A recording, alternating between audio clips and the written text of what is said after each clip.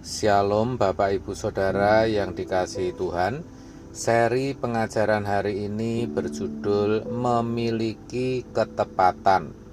Kalau firman Tuhan mengatakan, hendaklah kamu dalam hidupmu bersama menaruh pikiran dan perasaan yang terdapat juga dalam Kristus Yesus.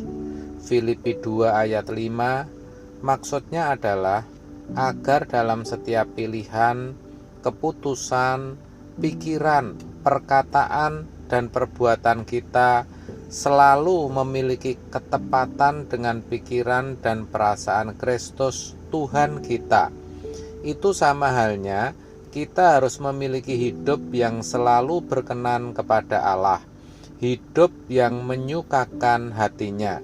Maka kalau itu seorang pelayan atau hamba Tuhan yang baik harus juga memiliki perasaan krisis dan beban.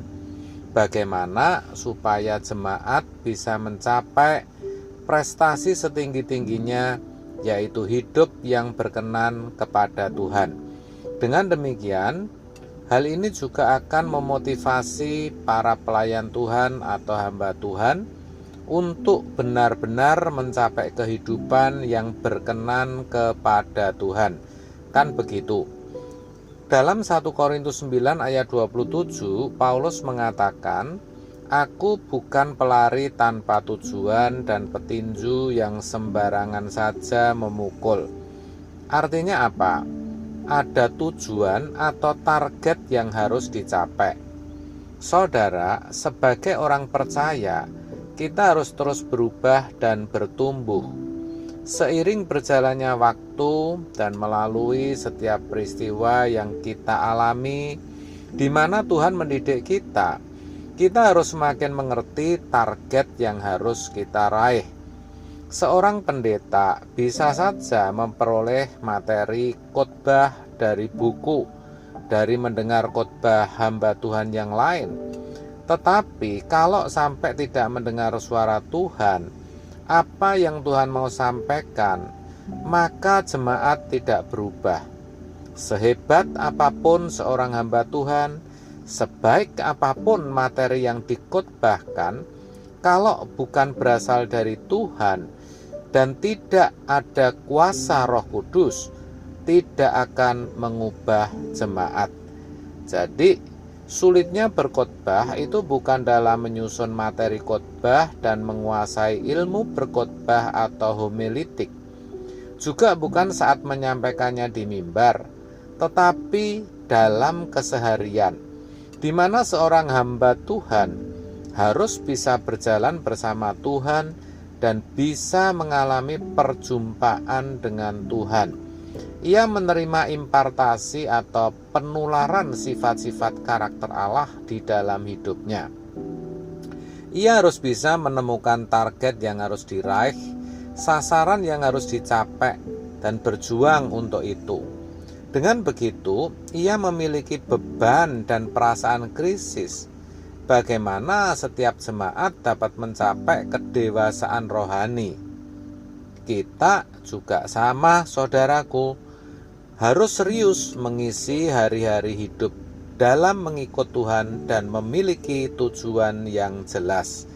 Paulus sendiri mengkalimatkannya dengan, "Aku bukan petinju yang sembarangan memukul, bukan pelari yang tidak tahu di mana garis akhirnya."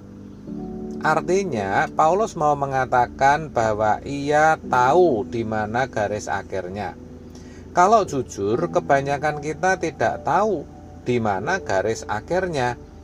Kebanyakan kita hidup dari satu kesenangan ke kesenangan lainnya, dari satu mimpi atau cita-cita kepada keinginan atau ke mimpi yang lain.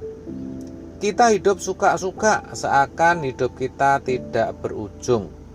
Padahal ujung kehidupan pasti ada. Sebab itu, mari kita berperkara dengan Tuhan. Kita serius dengan Dia dan menjadikan Tuhan sebagai satu-satunya tujuan hidup kita. Kita benar-benar serius memperkarakan hal itu, saudara. Artinya serius berlatih, serius mempersiapkan diri dalam gelanggang.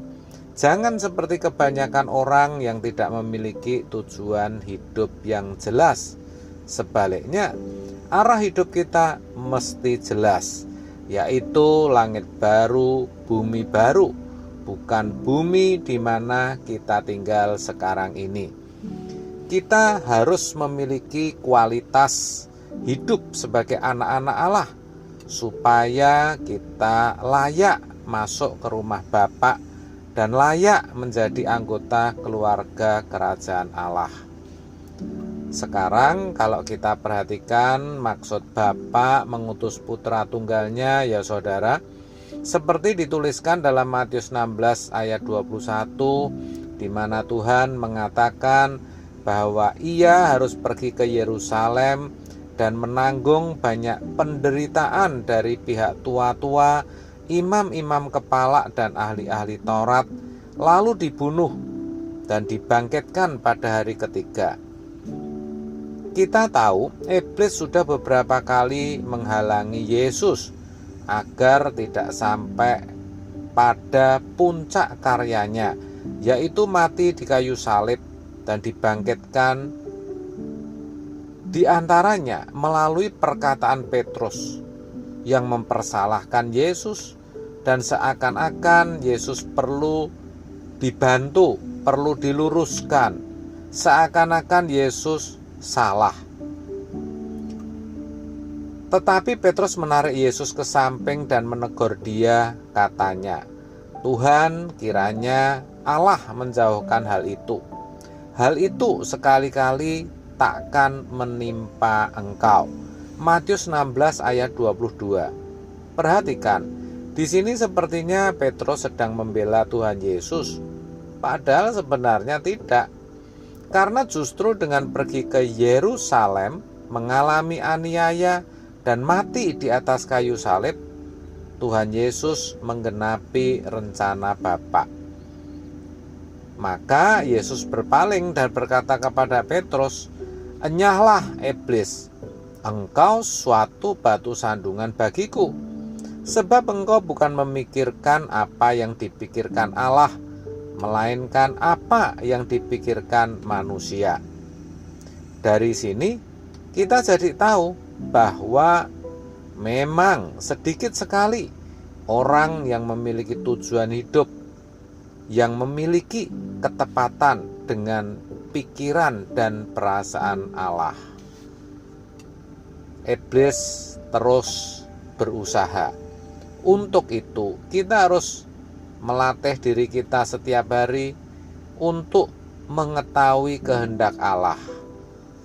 Jadi bukan hanya ketika kita di gereja mendengar firman, memikirkan apa yang disampaikan pengkhotbah, tetapi dalam setiap gerak langkah hidup kita, reaksi kita terhadap satu peristiwa atau kejadian, keputusan dan pilihan yang harus kita tentukan, semua harus memiliki ketepatan dengan pikiran dan perasaan Allah, bukan pikiran dan perasaan kita sendiri. Jadi kita mesti mutlak mendengar firman, yang mana akan memandu kita dalam menjalani hidup. Bagaimana memilih apa yang dipikirkan Allah, bukan yang dipikirkan manusia. Mutlak untuk duduk diam di kaki Tuhan, supaya kita memiliki kepekaan untuk membedakan apa yang sesuai dengan pikiran Allah dan yang tidak sesuai dengan pikiran Allah. Dengan demikian kita selalu memiliki ketepatan dengan kehendak Allah. Amin. Tuhan Yesus memberkati.